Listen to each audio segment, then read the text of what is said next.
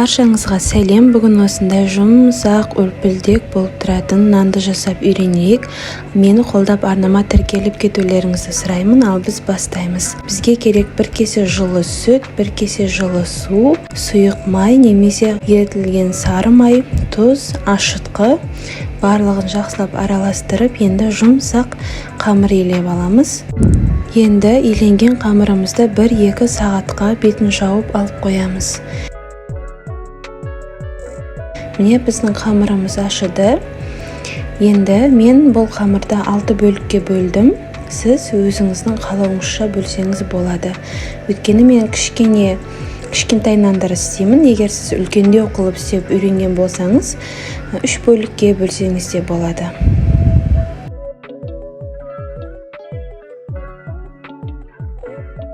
Және формасында өз қалауыңызша жасаңыз.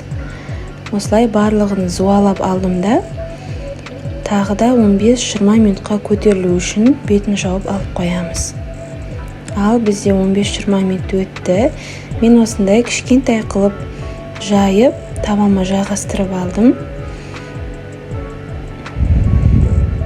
Қатты ісініп кетпес үшін ортасын вилкамен басып шығамын.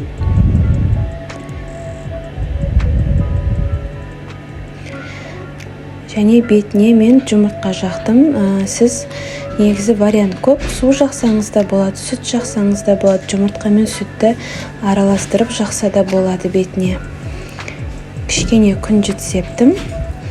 Енді 200-250 градуста қызарып піскенше духовкада ұстаймыз.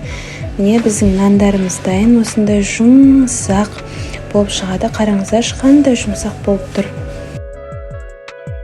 Және дәл осы қамырмен осындай жұмсақ нанды да, бауырсақты да істей берсеңіздер болады. Екеуі де жұмсақ болып күшті шығады. Рецепт сіздерге ұнады деген ойдамын. Қолдап кетулеріңізді сұраймын. Келесі рецепті кездескенше.